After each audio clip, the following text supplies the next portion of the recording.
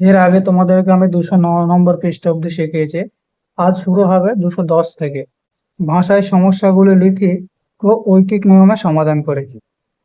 তাহলে এখানে কি দেওয়া আছে? মিটার দেওয়া আছে আর টাকা বার করতে হবে। তাহলে মিটারের যে পরিমাণ সেটা দেওয়া আছে 5 আর 1, আর একটা দেওয়া আছে 15 টাকা। তাহলে 5 মিটারে 15 টাকা, তাহলে 1 মিটারে কত হবে? তাহলে কথাই লিখতে হবে কিভাবে? 1 নম্বর এটা দেখো। তাহলে এখানে লিখবা 5 মিটার কাপড়ের দাম যদি 15 টাকা হয়, তবে 1 মিটার কাপড়ের দাম কত? এইভাবে লিখবা।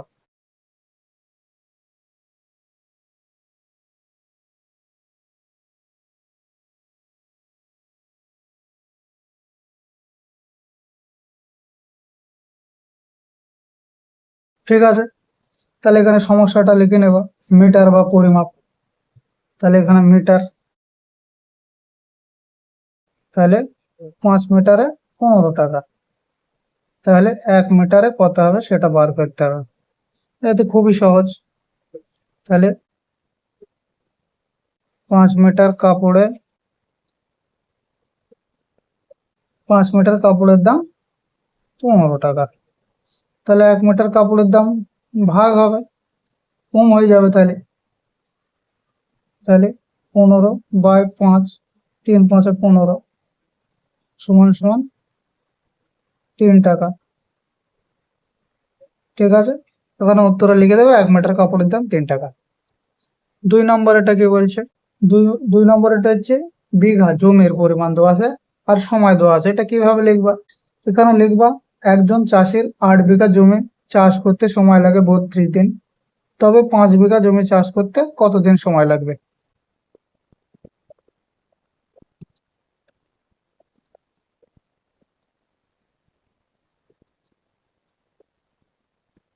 ঠিক আছে, তারপর এখানে সমস্যাটা করে নেবা। বিঘা বা পরিমাপ, এখানে বিঘা লিখবা আর এখানে সময় বা দিন। ঠিক আছে, তাহলে 8 বিঘা চাষ করে 32 দিনে, তাহলে 5 বিঘা চাষ করতে কতদিন সময় লাগবে সেটা বার করতে হবে। 8 বিঘা চাষ করতে সময় লাগে 32 দিন।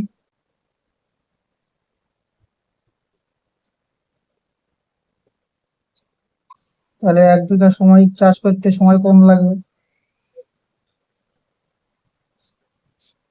32/8। তাহলে 5 বিঘা চাষ করতে সময় লাগবে 32 × 5/8, তাহলে 4×8=32। তাহলে 4×5=20 দিন। ঠিক আছে, এখানে লিখে দেবো উত্তর 20 দিন সময় লাগবে। 3 নম্বর এটা দেখো। এখানে দৈর্ঘ্য দেওয়া আছে মিটারে আর সময় দেওয়া আছে দিনে। তাহলে মিটারের জায়গায় 5 আর 1 আছে, আর দিনের জায়গায় 15 আছে। তাহলে এখানে কিভাবে তৈরি করবা সমস্যাটা? সমস্যাটা তৈরি করবা, একজন তাঁতি 5 মিটার কাপড় তৈরি করে 15 দিনে। তাহলে 1 মিটার কাপড় তৈরি করতে তার কতদিন লাগবে?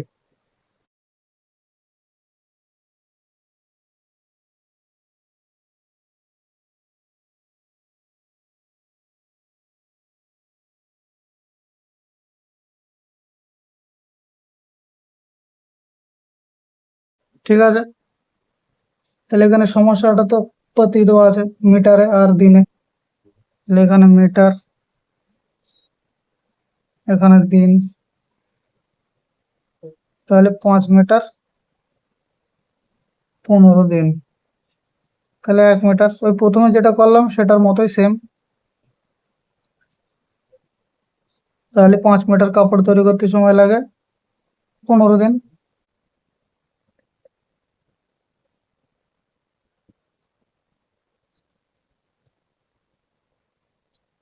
তাহলে 1 মিটার কাপড় তৈরি করতে সময় কম লাগবে, তার জন্য ভাগ হবে 15/5। তাহলে 3×5=15, সমান সমান 3 দিন লাগবে।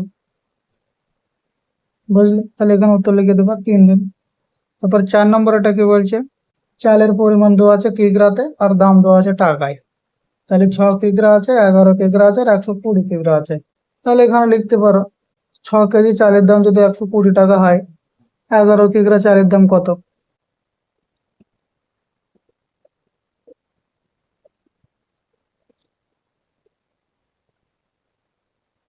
ঠিক আছে, বসা হয়ে গেল। এবার অঙ্কটা বসিয়ে দেবে এইভাবে, কিগ্রার টাকা।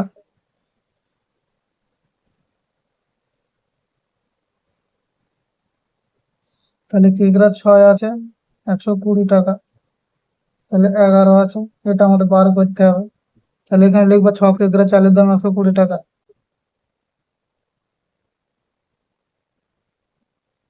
তাহলে 1 কিগ্রা চালের দাম কত কম হবে? 120/6। তাহলে ওটা 11 কিগ্রা বার করবো। 120 ইন্টু 11/6, 6 দোকানে 12, শূন্য বসে গেল 20। তাহলে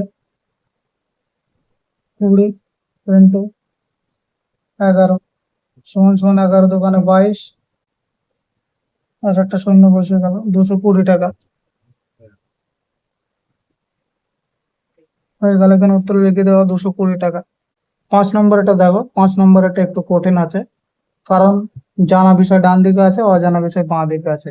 এটা একটু উল্টো হয়ে যাচ্ছে, এটাকে উল্টো করে নিতে হবে, ঠিক আছে? তাহলে এখানে কথায় আমরা একটু লিখবো। তাহলে আমরা কথায় লিখবো 10 জন মিস্ত্রি মিলে একটি ঘর তৈরি করে 14 দিনে। যদি ঘরটি 20 দিনে তৈরি হতো, তাহলে কজন মিস্ত্রি লাগতো? ঠিক আছে, এমন ভাবে লিখে নেবো।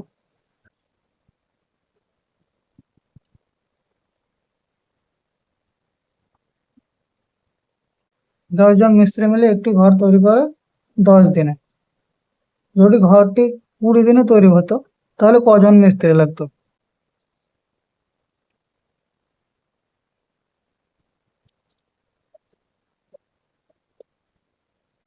তাহলে এখানে উল্টো করে পদ্ধতি আছে, আমরা আগে শুরু করে নিই। সময় আর লোক সংখ্যা চাচ্ছি যখন, জন চাচ্ছি যখন, ওইদিকে আমরা লোক সংখ্যা লিখবো। লোক সংখ্যা অজানা, লোক সংখ্যার এদিকে সময় বা দিন। ঠিক আছে, দিন 14 আছে, এখানে 10, তারপরে 20 জন আছে, এটা আমাদের বার করতে হবে দিন কত লাগবে। এখানে লিখবা 14 দিনে কাজটি শেষ করে 10 জন লোকে।